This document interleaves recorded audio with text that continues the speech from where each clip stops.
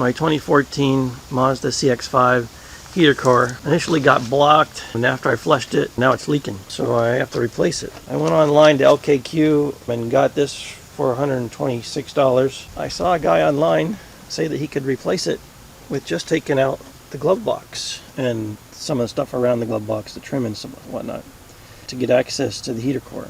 The way he talked about it was that if you look on this heater core where the pipes go through the firewall here, and they come down and they go into the actual heater core, there's these little indentations around where it goes into where the pipes go into the heater core. You can see it on both of them. And he talked about prying those back, so you can just undo that one screw, move the pipes to the side, and then just pull out the heater core. I heard that taking the seat out isn't too hard, and that would make things a lot easier. They're 10 millimeter, and they're pretty tight, but they will come out. I was using a little 3/8 breaker bar. I got the 4 bolts out for the seat.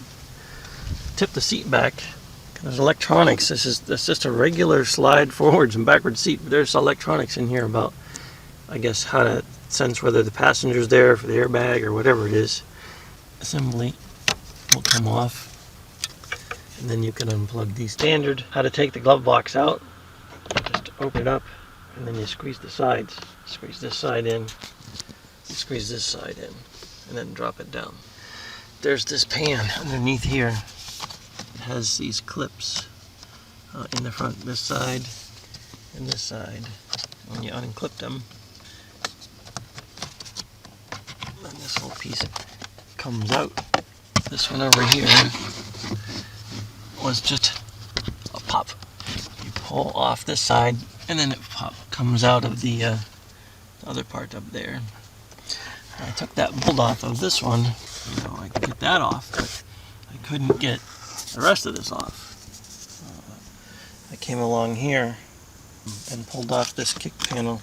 It's just friction kind of holds on there, so the 2 big ones are right here in the middle.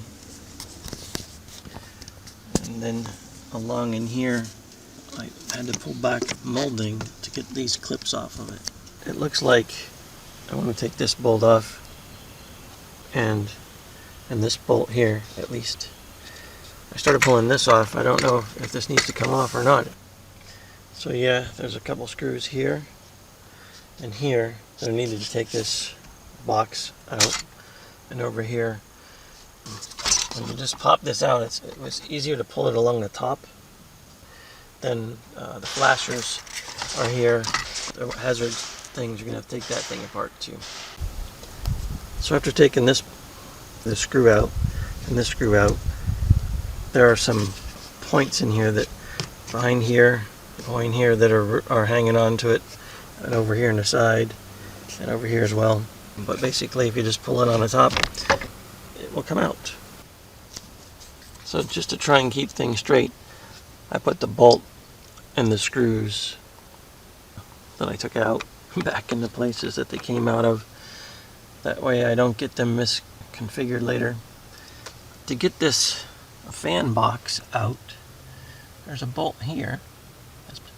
And then up higher, there's one that you can see back there. This one. And so over on the other side, this one. And then way up in the back, upper left-hand corner, you can just see it there. Then this will come out. So now I'll have to start getting some of the connections apart. This one here, if you push on the side over here with a screwdriver or something, then it will come right out. And it's kind of the same thing with this one. There's a little spot you can push right here. If you can get that pushed in, then the connector comes right out. I was having a hard time getting this connector out of this one back here because I really can't get my hands in there. And I realized to get the heater core out, this ductwork here has to come out. I really couldn't figure out how to get that apart either. So it's just about where the air is going to come down here to your feet. The left side of your feet, the right side of your feet. But I grabbed it and pulled on it and twisted it, and it felt like I was going to break it, and it came out. Once I got this piece off that was here, it was much easier to get back to that connector,